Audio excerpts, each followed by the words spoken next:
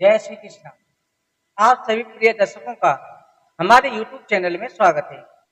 प्रिय दर्शकों, निर्जला एकादशी का व्रत ज्येष्ठ मास के शुक्ल पक्ष की एकादशी को रखा जाता है।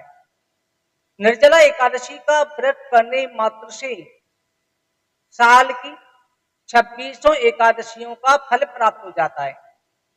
वैसे तो साल में 12 महीने होते हैं, 24 एकादशी होती हैं, परंतु 2 अधिक मास की लगाकर के 26 एकादशियों का फल निर्जला एकादशी का व्रत रखने से प्राप्त हो जाता है। निर्जला एकादशी के वैसे बहुत नियम है। निर्जला एकादशी में केवल अंजलि मात्र जल पीना पड़ता है, परंतु बालक, बुजुर्ग और बीमार व्यक्तियों को किस प्रकार से व्रत रखना चाहिए। निर्जला एकादशी का व्रत कहा जाता है कि प्रत्येक व्यक्ति को अपने जीवन काल में एकादशी का व्रत अवश्य धारण करना चाहिए। एकादशी, इसमें पूरी रात भगवान के नाम का संकीर्तन करना, रात्रि जागरण करना अति श्रेष्ठ होता है। भक्तजनों, इस एकादशी में केवल आचमन के अलावा जल पीना सभी वर्जित है। कहा जाता है कि कंठ तक जल जाना चाहिए। इसके द्वारा 6 मासा 1 अंजलि, इससे ज्यादा जल नहीं होना चाहिए। परंतु निर्जल व्यक्ति कोई रख पाता है, कोई नहीं रख पाता। निर्जला एकादशी उसे कहा जाता है जो बिना जल पिए रहे, उसे 26 एकादशियों के फल की प्राप्ति हो जाती है। प्रिय दर्शकों, जो एकादशी का व्रत करते हैं उसे मोक्ष प्राप्त होता है। इस एकादशी में बिना अन्न खाए रहना चाहिए। एकादशी का व्रत विधि विधान से करना चाहिए। प्रातः काल ब्रह्म मुहूर्त से एकादशी महत्व का मातम शुरू हो जाता है। चरणामृत से भगवान का तुलसी दल चरणामृत लेकर के तब इस व्रत को करें। कई बार कमेंट आते हैं, गुरु जी बताइए कि गर्भवती स्त्री किस प्रकार से रखें। जो बुजुर्ग व्यक्ति एकादशी का व्रत करना चाहें, बच्चे व्रत करना चाहें, तो निर्जल एकादशी का व्रत कैसे रखें।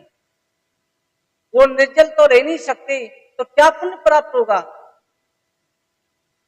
अगर आप निर्जल रखने की शक्ति नहीं है तो केवल भगवान के भरोसे जो रह जाए सामर्थ के अनुसार व्रत को रखना चाहिए। जो पुण्य निर्जल एकादशी से प्राप्त होता है, गर्भवती स्त्री, बालक, बुजुर्गों को उसी एकादशी से प्राप्त हो जाएगा। इसमें जो है संतान को, गर्भस्थ शिशु जो है वो भगवान का स्वरूप है। सबसे पहले उसकी रक्षा करनी चाहिए। निर्जला रखने से उसको नुकसान ना पहुंचे।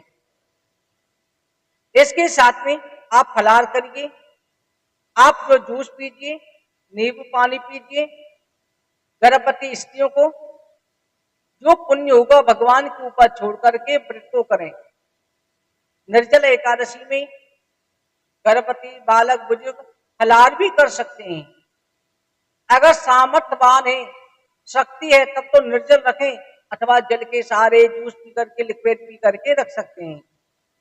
इसके साथ में आपको उसी का फल प्राप्त होगा।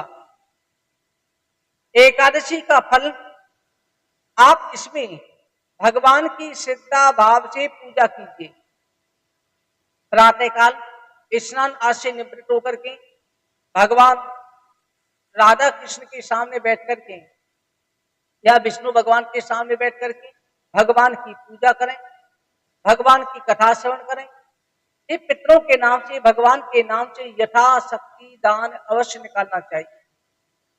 यथाशक्ति दान में आप श्रद्धा के अनुसार पानी का भरा हुआ घड़ा, शरबत, फल, पंखा, जूते, छाता, वस्त्र, यथाशक्ति चीनी आदि वस्तुएं दान कर सकते हैं। संकल्प करा करके, मंच करके ब्राह्मण को दान करना चाहिए, बड़े बुजुर्गों को दान करना चाहिए, गुरु स्थान में दान करना चाहिए। इसमें आप जो है नमक का प्रयोग करें तो केवल सेंधा नमक का प्रयोग करें। और पानी जो है निर्जला वालों को दूसरे दिन ग्रहण किया जाता है, परंतु निर्जला की सामर्थ्य नहीं है। और जितनी बार भी पानी पिए, भगवान को भोग लगा करके, भगवान को अर्पण करके, हे प्रभु आकर के जल स्वीकार करो, आप जल ग्रहण कर सकते हैं। क्योंकि सामर्थ्य, शरीर रक्षा सक्षम की अवश्य जरूरी है। क्योंकि आज के समय पर अगर व्रत रखते हैं तो व्रत रखते रखते के बीमार होकर के अस्पताल पहुंच जाए। भगवान आपका भाव देखते हैं। भगवान ने तभी तो कहा है ना, भाव का भूखा हूं मैं, भाव ही बस सार है, भाव से मुझको वजे, भव से बेड़ा पार है। केवल भगवान प्रेम के भूखे हैं। आप एकादशी का व्रत रखें, भगवान बाकी बिहारी आपकी मनोकामना पूरी करें। जय श्री